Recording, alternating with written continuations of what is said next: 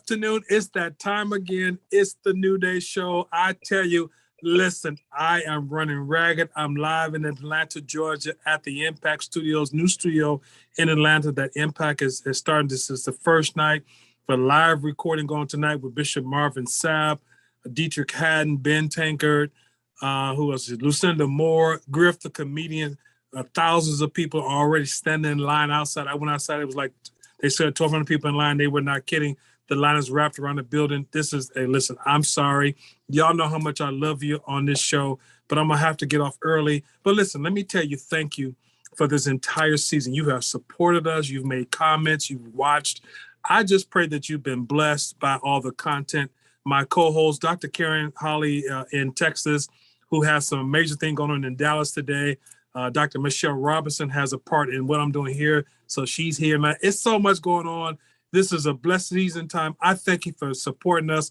But today, I could not end this season of this show without this woman of God. She is my new sister. She's from Detroit. She's connected to the woman I love dearly. If she was a little bit older, I would make her my mother, but she's not old enough to be my mom. She's one of the greatest women in this country. I want to welcome Ms. Shamalia Willis to the show. She's connected to Dr. Cindy Trim. This woman of God has a book out called Dear Destiny that Sha'Malia has written. And this woman is walking in destiny. She's an author. She's a pilot. She's an entrepreneur. Don't y'all be writing me, brothers. I know y'all I don't tell the women that the brothers write me. Is she single? She's single. I ain't telling you that. That ain't my business.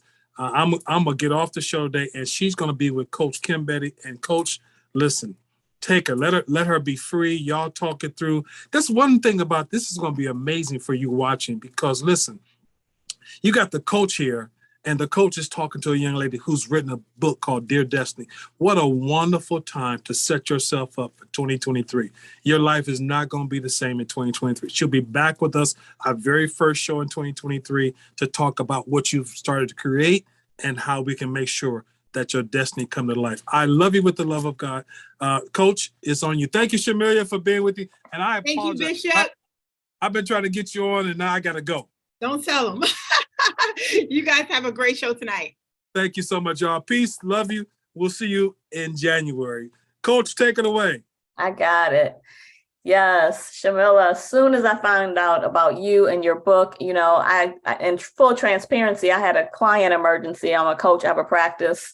However, I was like, I'm not missing this. I will step in and be just honored to speak to you, hear more about your book. And let me give you the framework of what we've been talking about over the past couple of weeks for, you know, ourselves and our awesome audience. We've been really talking about setting yourself up for success for 2023. But starting now in 2022, you know, as a coach, I believe that fourth quarter, because I used to do only corporate coaching, but I believe those same type of tools can be used for our lives. So I really believe that fourth quarter is that time to really start looking and figuring out, you know, how to set things up for 2023. So welcome. We are excited to have you really end off this season and talk about destiny. So first of all, tell me about this. Just the title is amazing. You know, tell us a little bit about yourself and your book. I'm so excited to be here. Hello, Coach. Thank you for staying here with me tonight in the midst of everybody else having fun with all the greats they have there in Atlanta. So a little bit about myself. I'm a former educator and a pilot. I'm an author now. I'm so excited about that. The book will be released December the 15th. And I just felt like with working with young people, if we could get, and how we always say, if I knew then what I know now, but why is it never anybody there with us in the then? And so I say we need to start early.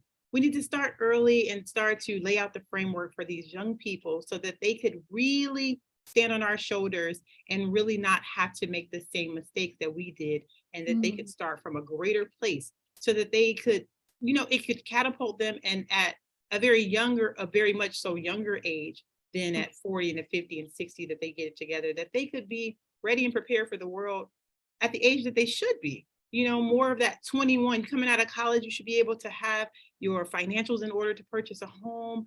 all those things that we weren't able to have, those tools we weren't able to have, I'm like, you know what, let's not complain about it. Let's provide it for this generation. So that's where it comes from. So just speaking to their destiny. So it sounds like it's for the young and the young at heart, like anyone who wants to apply.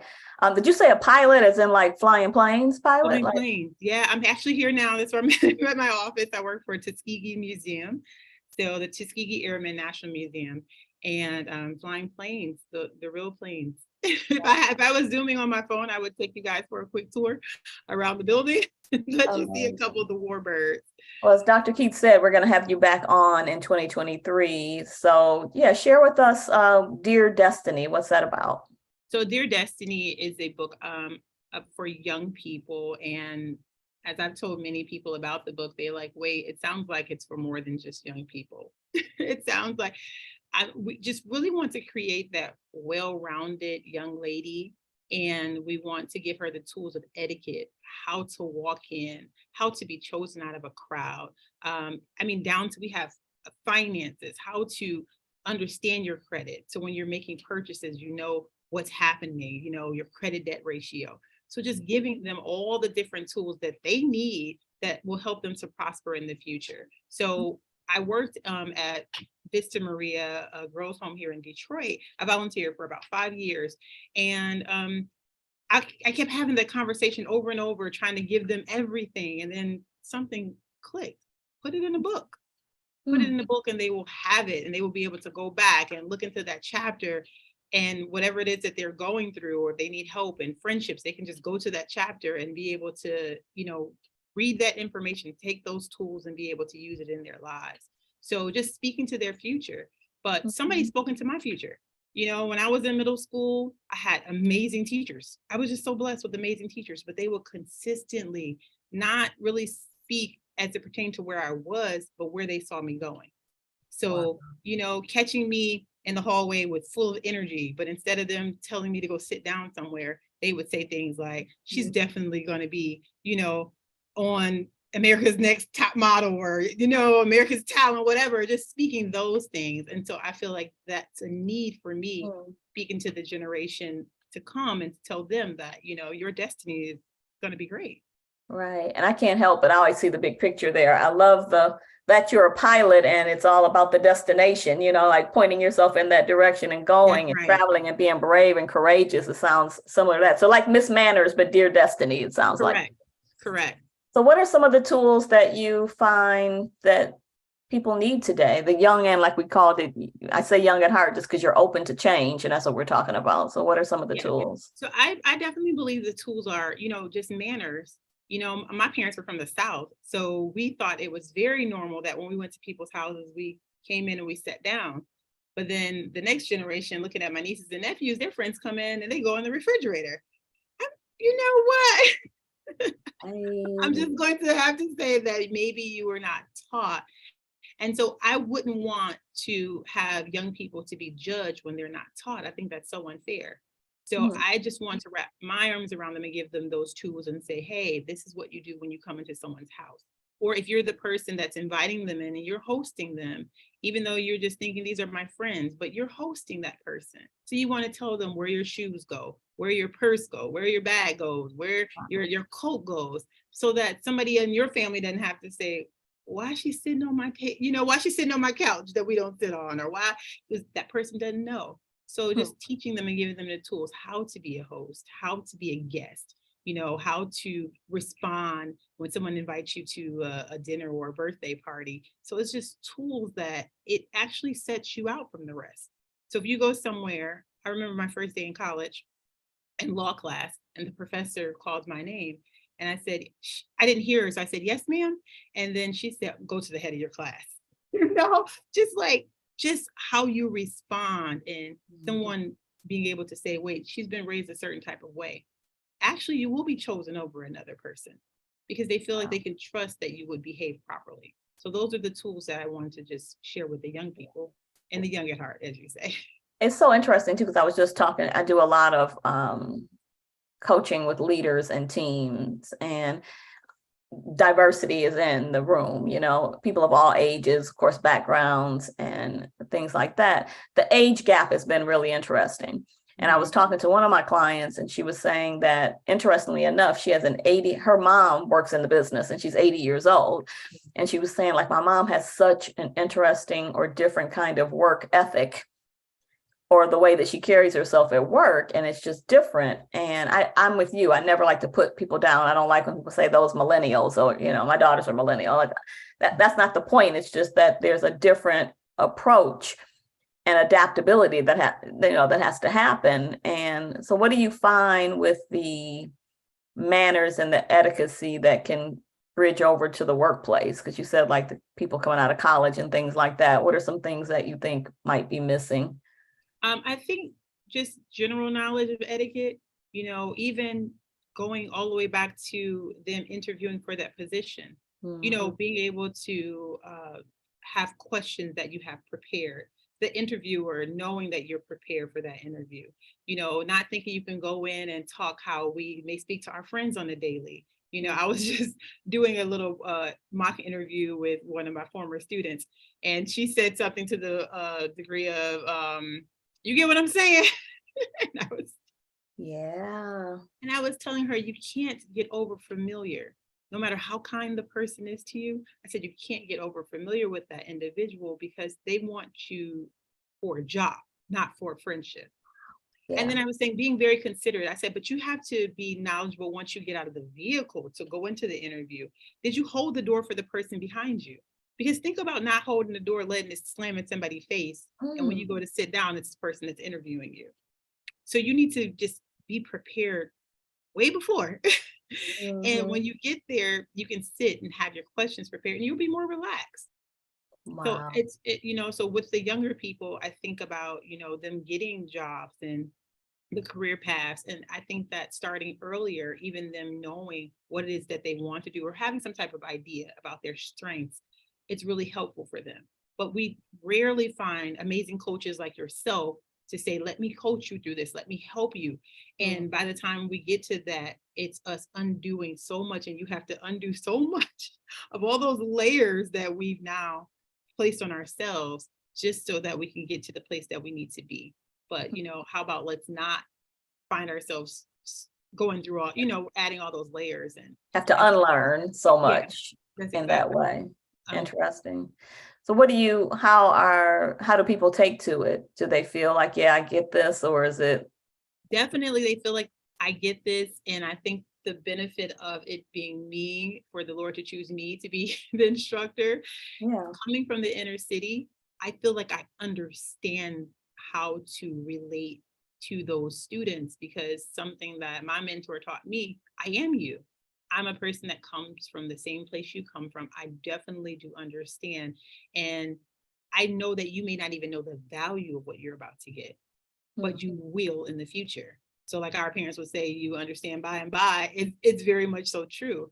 So actually, I was at a restaurant the other day, and a parent walked in. I made a post about it the other day. And she said, oh my gosh, Miss Willis, I hear your name in my house to this day. Miss Willis didn't teach you to chew with your mouth open. Miss Willis didn't teach you to pick up a pen or pencil like that. So I feel like imparting in the kids now, that it changes their entire trajectory. Yeah, I look at you, you embody it. Like, you make me want to have my posture together and like all of you do. What were you going to say? They're able to, they're going to just use it. Even if they have like no great interest, like, oh, okay, we got to sit up. Oh, okay, but they're going to use it one day. And then they're going to see like it's going to be without regard. They're just going to sit up without regard. They're just going to say, please and thank you. Pardon my reach. It's going to be just a part of their nature. But so I feel like, going back to what you said, I felt like I was chosen for this, because I do feel like I am just like those kids were, a person that needed some structure, some guidance, and I was able to receive it. So I need to, go back and give what I was given. Yeah. Tell us a little bit. I'm from Detroit as well. I live in California now, but I grew up 7 Mile, Wyoming area, northwest side. Yeah. And it was interesting. I always say that, it was interesting for me because I was one of the few to, I don't know how else to say it, but make it off the block. You know what I mean? Make it off the block. And, people died. They ended up, addicted to things or went to jail. And that's where I got my calling from, because I wanted to help everybody have a greater advantage, like no matter where you came from. So like you, I spent a lot of time in vocational schools or with people who've just gotten out of prison, or they've gone through a lot of different things at a young age. And I realized that the same corporate tools I use apply to young people. And I worked with Everest College, for example, for a while, and applied the same kind of leadership competencies. And they're like, yes, I can be action oriented. I can problem solve. And so I found out that starting early, or in that case, a lot of them were second timers, even though they were young. But the earlier that you have that experience, the better. So what in your life kind of had you sort of wake up and realize that? First, I have to ask, did you go to Mumford? You know what? That was my neighborhood school. I ended up going to Cass, but that was my neighborhood school. Technician. Yeah, I did go to Bagley. Bagley's in that area, elementary school. In that area. And then I went to I didn't grow up too far from you. I actually grew up in the Cooley district, which was the next district right over from 7 Mile and 6 Mile and Hubble. And I went to Cooley High School. So I believe for me, it was my teachers. So I believe that what they imparted, what they continued to say I could be and I could do, I think I just took it and ran with it. And my introduction to etiquette was actually at church. Debbie Winans-Lowe just taught an etiquette class, and I think I was like 10.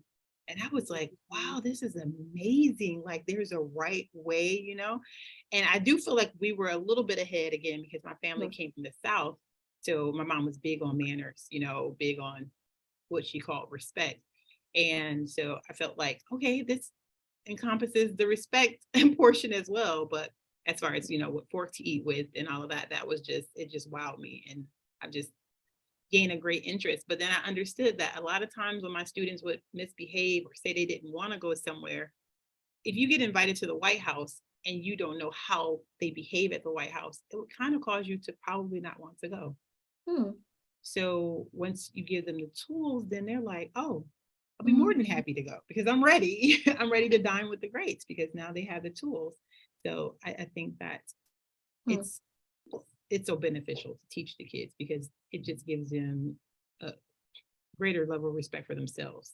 It takes the fear out of it, it sounds like, of going to some of it anyway. I mean, So here's the tough question for us parents. My daughter's older now, she's 30, but even still, it's like, how do you go into a place and small talk and do all the things that you have to do? What would you say to the parents? Because navigating those kinds of discussions is where it gets challenging. Why are you always telling me what to do? Why are you picking on me? I want to wear what I want to wear, So what would you say? How do we get the kids open to what you're talking about? So that's the reason why I wrote the book. Because when I was at Vista Maria, I assumed that for some reason that kids would have a proper upbringing based on them having parents in the household. But then when I started to teach, I was like, oh, okay, we all are from different walks of life. No household is equal, So that's why I put it in the book, because I'm like, it's hard to have those conversations with your kids sometimes. Or as you say, when mama tells you, it's like you can't hear, but a stranger could tell you the same thing your mama said, and your mama's like, I've been telling you that, but they didn't hear it from you. So sometimes they could hear it from another person. So I put it all in the book so that they could look and say, okay, oh, this is how you go to a job interview. So my mom is not just like, as they say, hating on me. It's necessary that I go, and look presentable and not go in there with, little shorts and a tube top on, because that's not the place for it. So, and then that's another thing about myself. I'm not trying to change the people. I want them to be the best version of themselves. So I want you to be amazing in who you are. You don't have to be like me, but you need to bring your best to the table. Yeah. I can think of so many different instances too. Do you have your book with you? Do you have the? I do. You know, it comes out on the 15th, but I have a Oh, not for resale copy. Ah, Yeah, I'm so excited. yeah, I love that. Beautiful. So where will we be able to find your book? It's going to be on all platforms. You're going to be able to find it on my website, ShamaliaWillis.com. You'll be able to find it on Amazon, and that's it for now. But yeah, well, that's great. So, as we are winding down a bit, we are all about, applying what you learn. So if you could just share a couple of nuggets that, since we're waiting for the book to come out, what are just a couple of nuggets that you want to get across to kids, or the parents can start to share with their kids? And then we want to have you hold the book up one more time so we can take a nice picture of your book, even though it's a not for sale copy yet. It's right. You want me to hold it up now? Yeah. Okay, you can hold it up now. There you go. Wait, a little bit higher. Our producer asked. And it says letters of strategy and tools for building your best self. So yeah, beautiful. Give us a couple of tools that you would want the parents to begin to talk about. Yeah. A few tools is that one I have in here, like, a lot of times people put us in the frame of mind that we need to be the next version of, just say Oprah, and then I want parents to know that your child could be the best version of themselves. So it's not about trying to manipulate them into being who you desire them to be. They were created to be an amazing individual. I think it's really more so about just giving them the tools of how to be the best version of who they are.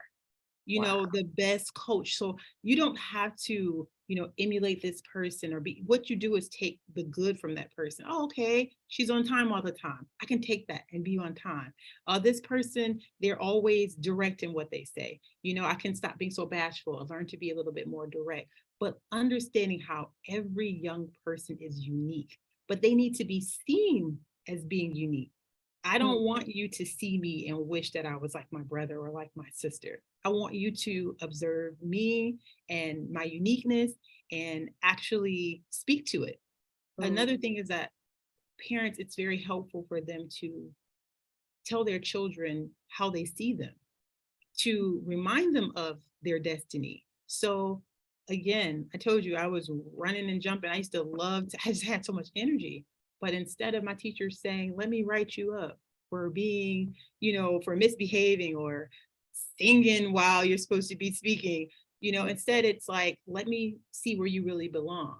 And a lot of times, especially in the inner city, more so, you may get a little bit beat down for the gifts you have, but you don't know how to display them. So if you don't know how to display them, if you as a parent, you don't know how to speak to your child's future, that's why it's the perfect book to get. So that together you could see where you may go wrong, and that child could say, that's exactly what I needed. I just needed you to speak to who I am. So I'm not jumping around because I just like to jump around, but Simone Biles was jumping around, and we see where she is. So I love that. I hear you saying you can take the character or the skills, the transferable skills, and be that, but be yourself. You don't have to be. And it's so important. I remember when I was growing up, my mom always wanted to be a registered nurse. She ended up being a nurse's assistant, but she never did that. So she wanted all the girls to do that. My sister did become an LPN, and I volunteered in a hospital, and I was like, I don't like being in a hospital. I don't. And, it was, I mean this with all respect. My mom's no longer with us, but she kept wanting me to be a nurse. So I went, the whole time I was at Cass Tech, I studied Chem Bio, even though I really wanted to do communication and mass media and things. And then I went to Wayne State and Michigan State, studied pre-nursing, so many years. And then I finally realized I don't want to do that. That's not what I really want to do. And then it just turned everything upside down. I had to scramble, get my credits and do things. So I think it's so important. And that's no criticism to any parent that does want your kid to do something that you feel like absolutely we aren't prepared as parents to navigate these kinds of conversations. So I love what you're helping parents and kids do, which is to really bridge that conversation so that you can, because you don't mean to do it as a parent to put your stuff on them. Absolutely. And parents are doing the best that they could do, and they're doing it based on how their parents may have reared them. So it's, and in the book too, I want to help young people to understand their parents as well. So your parents are only doing the best that they could do. People could only take you as far as they've gone. So you have to get into life and participate so that you can have life experiences. So you can take from the Oprah, the Shirley Chisholm, the, Harriet Tubman. You can take a little bit from all of these different individuals and become your best self. But they were not supposed to give you everything. Mm-hmm. Your mother wasn't supposed to give you everything. Your father was not supposed to give you everything. And they may have only taught you how to go so far. But from that portion, you have to pick up life and continue to live it. Beautiful. It works both ways. It's a lot for the parents. It really does. As well as the children. It sounds like something to read together, like do as a book club almost. Absolutely. Absolutely. And I think that will be the best walkthrough. It's 52 letters. So every week there's a different letter. You have a different challenge, to just, again, get to your best self. So you're not trying to be like the author, we're not trying to be like our parents. We're just trying to be the best version of just the potential that we have to reach, that we reach it. And it might not be your kids. It could be your godkids, your niece, your nephews, your neighbors. The neighbor. Yeah, beautiful. So tell us again how we can, it'll be available when, December 15th, you said? Yes. December 15th, and they can go to ShamaliaWillis.com. It's just my name, and same on social media, Shamalia Willis, Facebook, Instagram. They'll be able to find the book there. Beautiful. Well, if you want to hang out with us, you got a little bit more time, or do you have to hang out with us as we've been talking about really setting yourself up for 2023 now in 2022. And we've been challenging our viewers to really apply things that we've been talking about through the season. As Dr. Keith said, this is our last show of this season. January 19th, we will be back. And in between that time, go back and watch some of the broadcasts and really apply. Recently, we had someone come on. They talked about your money and investing. And we had someone come on and talk about, getting out of an abusive relationship if you're in a domestic violence, or helping someone in that way. We've been talking about things that you can do. Write out your affirmations from A to Z, what you are and what you stand for. So we've been talking about various different things that we can do. So we're not about you just listening. We're about you actually taking action. Today, I wanted to share something that really changed, Sha'Malia, how I even coach. And it's really going to help you to do these things. And I love how we're ending with your book, Dear Destiny, because we got outside of ourselves and what we're doing for ourselves to how we can help the next generation. Yeah. If we don't take care of ourselves, though, we can't be any good even for the next generation. We can't, all these things that we want to do, that we feel called to do, our purpose, if we don't take care of ourselves, put that oxygen mask on. I'm talking to a pilot now. If we don't put our oxygen mask on, we can't do those things. And so I want to add to the challenges that we've been suggesting for you to take in something that I discovered. It was from a study by Regent University, and they looked at 5,000 people, and they were really looking at people who not only start out and do things and make change, but like they sustain the change. And while they're sustaining the change, they're able to maintain their character, because that's where, we fall off. I was just coaching a team not too long ago, and she's like, I can do it, but then I lose my cool and I say things I don't mean to say to people, And so how do we maintain our character and how do we sustain our success?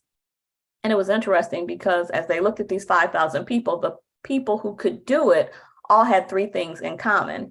And I'm going to reveal what those three things are. It's pretty cool. But what was so cool, and I made sure I wrote down for our audience today, where is it? Oh, after doing the whole study, 5,000 people, the three things ended up being exactly what Paul wrote in First Thessalonians, be joyful always, pray continually, and give thanks in all circumstances. So these, what they call like pillars of success, were already in the Bible, and so I want to kind of break those down and offer, if you don't know what your New Year's resolution is going to be, if you don't know exactly what goal you want to set for the new year, you can consider these things, because these things will support you in being able to do all the other things that you want to do. And so it's interesting because all of these three things, they fit together. So if you look at, so that in essence, it was faith, your faith or God-centeredness, it was to, and I want to say it almost like protect your joy, let's call it that way, and then to have an attitude of gratitude. And it's so interesting because, Sha'Malia, I have coached all types of different people, all different walks of life. And one of the very first people that I coached was actually a pastor of a church. And I remember, and it was interesting because he even confessed, I pray for everybody else. I take care of so many people, but I don't always take that hour of power that I need for myself till I go in my own prayer closet and deal with my own things. So when you look at the issue of putting your faith in practice and putting your spiritual practices in action, even the individuals that we just assume they're like, no, I put myself last. Yeah. Definitely you go first. Like even in the book, like the first 12 letters are about you. Like you have to get yourself together. You don't get to point out, you have to continue to point in, continue to point in, continue to point in. Because once you do the work, and like you said, once you actually put the mask on, you're better to save everybody else. You're no good. You're going to be no good. Trying to save them with half the energy, half the oxygen, you're going to be no good. So think about that. So think about, your own spiritual practices. What do you want to put in place? Start putting them in place now. I also talk to our viewers about experimenting with change. Like you might say, I'm going to get back to waking up. Some people say, I'm going to get up and wake up an hour early. And you want to start with 15 minutes, maybe, you know what I mean? 15, 20 minutes, 30 minutes, and start back, reading your word. Or what I like to do is go back over what I learned in church and look at my notes, or go back and listen to that again. Or is it that you want to meditate on the word, or, go walk in nature and talk to God? Like, what are the spiritual practices that maybe have started to slip away that you want to put back in practice? That's that pillar that will support you, because they all fit together. So that's one of the first ones. And then the next one is really interesting. And this really is what turned my whole coaching practice around, because joy is interesting. And that's why I said protect your joy. Yeah. And it's because there's two, I want to say almost like joy killers is what I would say. There's two joy killers. And the first is something that we can all relate to, and that is to have unforgiveness. Oh, yeah. Because some of the attitude that we have, I think about your, dear Destiny, some of the attitude that we have, the chip on our shoulder when it's, because we maybe haven't forgiven ourselves. Yeah. Obviously, you may not have forgiven someone. And what do they say? Not forgiving someone is like drinking poison and expecting someone else to die. Yeah. And sometimes we're mad at God, And also you're mad that you didn't take the leap outside of that circle that you have, because again, you're looking at, my parents should have taught me this. Why didn't my mama teach me this? Why did my daddy teach me this? They only taught you as much as they know. Yes. So that forgiveness is so important, and take that and continue on and be grateful for what you did, that you had parents. Exactly. I looked back on it and I said, well, so what if you would have finished your nursing school and then been a nursed with a psychology background? That would have actually been very powerful. You know what I mean? So I had to look at there might have been some truth to what my mama was saying. Either way, it wouldn't have been so horrible. I could have did that and then kept going, and got my doctorate.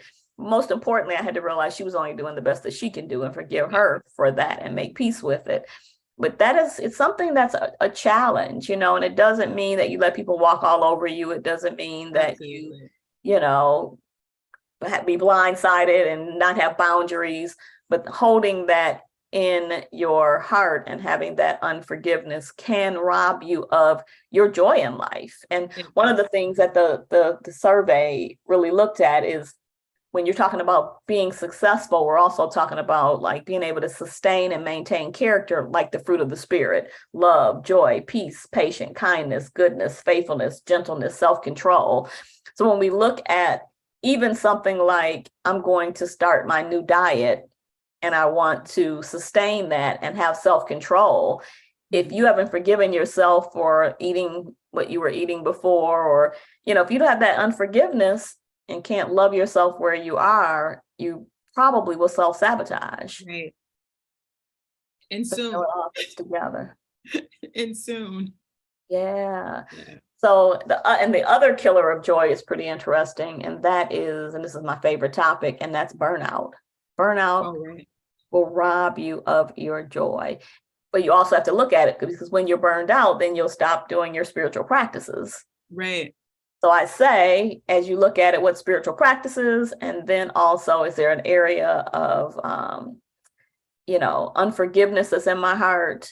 And then also, what about this burnout? And burnout is one of my, I could talk forever on the topic of burnout, but it's so interesting because burnout it's like, you think that I'm doing too much and I'm so burned out, where burnout is really that I'm not putting that oxygen mask on. I'm actually not doing enough of the things that I need for my own vitality.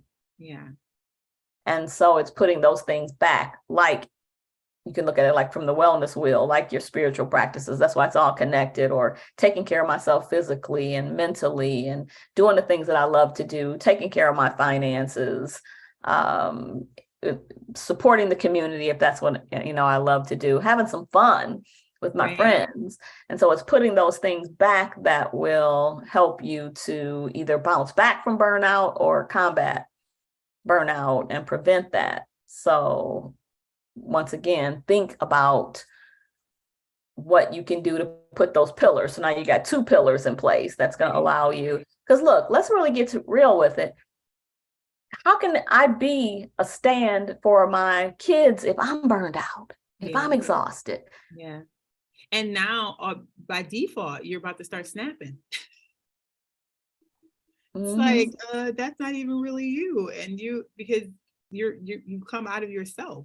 So now we don't know who we're going to get when we call your name, because you're burned out from participating and doing everything else instead of being the amazing parent that you are, or, whatever, the amazing sister, but you're so burned out. We're not even getting that genuine person anymore. We're just getting the leftovers. Because it sounds like to me what you're also talking about is being a role model. Like, you kind of read the book first and then role model, also. And you're right, you can't really model the behaviors that you're talking about if you're burned out and exhausted, And I've been there. I've been burned out from work, and I've been burned out from life itself and had to resuscitate. So it's important because it will rob you of your love, of your joy, of your patience, of your self-control, of all the virtues that, you are wanting to embody.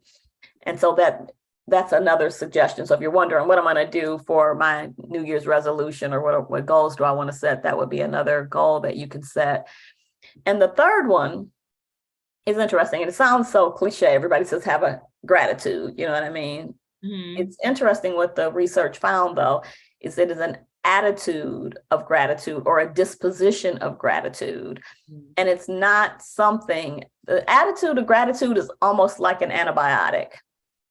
Like, it's not something that you can just do once, or when I feel better now, so I'll stop. It is something that needs to be maintained. It is that ability to look at what you have versus what you don't have. Right. I was literally just coaching someone earlier today, and we were talking about that. Like, are you looking at what your team, I was talking to a leader, are you looking at everything that the team is not doing constantly, or are you looking at the strengths and skills that they are bringing and watering that? And I would imagine the same thing with So, if your kid starts to read the book and they start to put these things in place, are you noticing the progress, or are you only noticing what they don't do?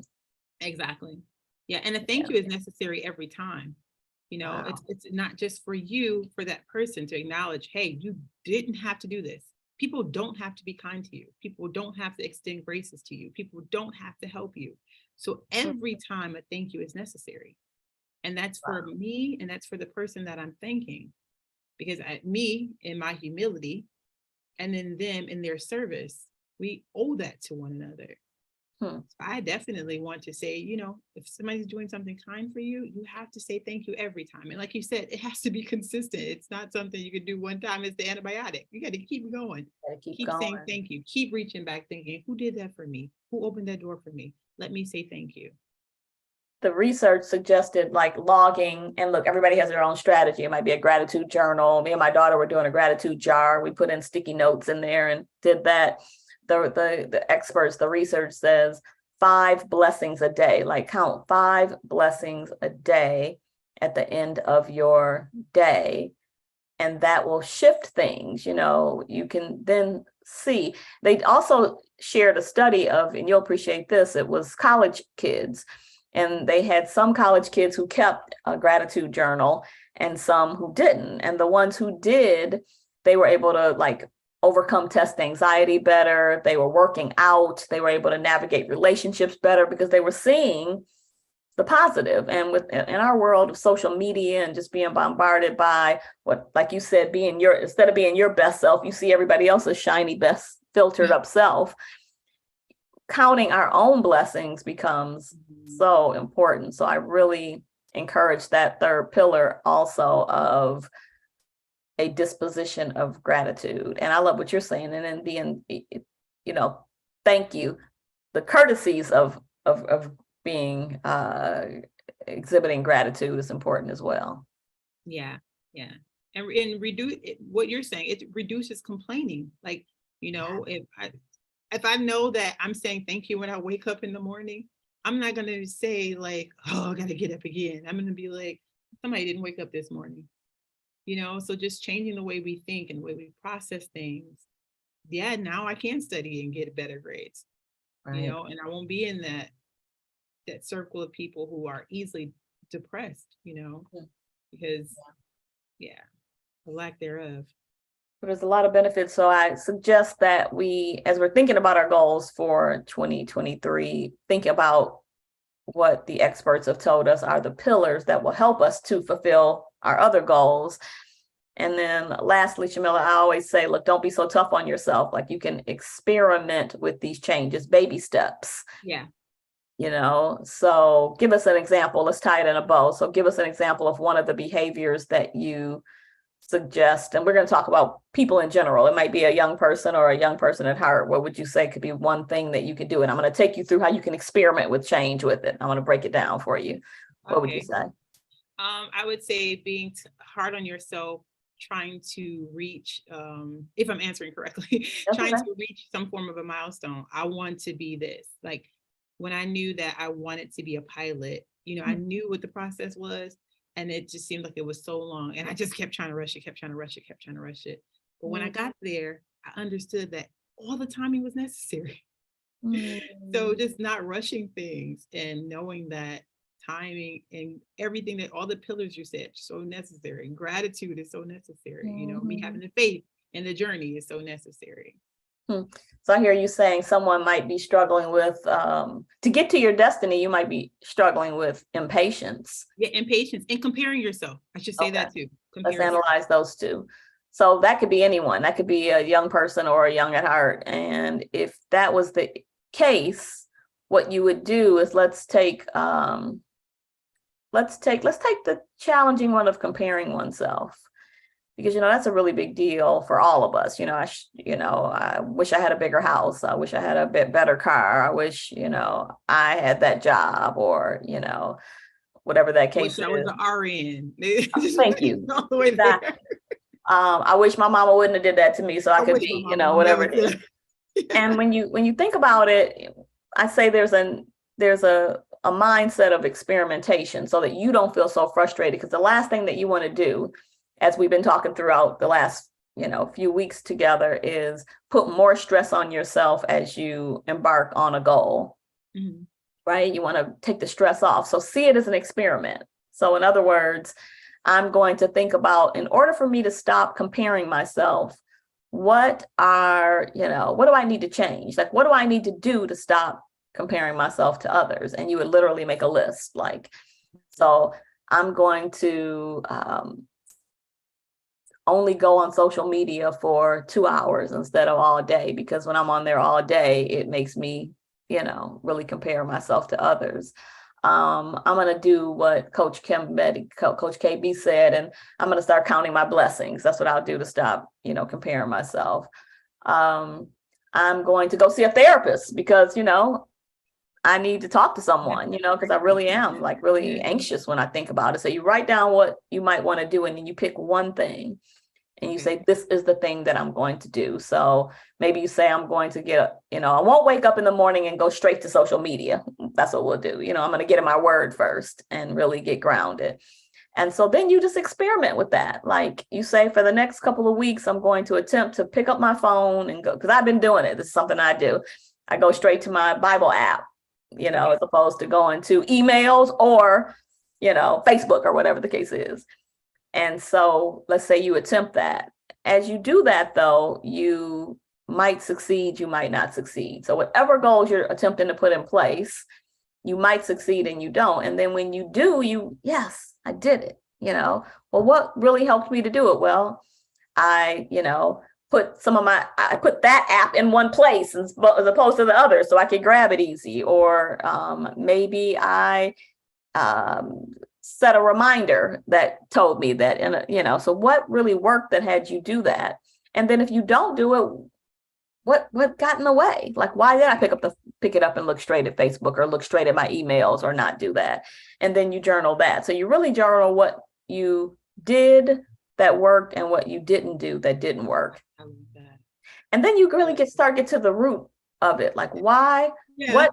What's really going on? It's like, oh, I got to tell myself the truth. I didn't make it a priority, and now we can self-assess. We're the issue. That's good. Like when I really look at it, comparing myself, I'm really like obsessed with it. Like I'm really looking at what everybody else's life is. I want to know what so maybe you would say, I'm not even gonna have my phone near me. I'm gonna pick up an old school Bible, paper Bible, and look at it that way, because it's too tempting for me to do that. Or someone who says, you know what, I'm gonna get up and exercise. This is what I hear a lot of times. I'm gonna get up at 5 o'clock in the morning. I'm gonna exercise, and then they realize they're not even a morning person. So why are you even trying to do that? Do it at lunchtime or something. You might have to sweat a bit, but do it at lunch. Go for your walk then. So you really start to learn about yourself and what you really need to change. So the moral of the story of what we're saying is, don't just listen, put it in action, and then be gentle with yourself at the same time. That is what we're talking about. So once again, thank you for hanging out with me, even for that. Coach, I've had a great time with you. Thank you for having me. I really appreciate it. Again, thank you. Yeah, and we look forward to Dear Destiny on December 15th and going to Shamalia's website. Tell us one more time. It is ShamaliaWillis.com. Beautiful. There we go. Yeah. And checking out her book. And remember, it's not only for the kiddies, it's for, young people and young at heart, and also to do with your children. I love that. And then don't forget to, look at the things that we've been talking about all season and find something that you want to implement even now. And we put your website. We're going to be putting that on social media. So we'll have that. And think about what you want to change. And most importantly, what I want to leave you with as your resident coach is make sure you're putting your own oxygen mask on so that you can,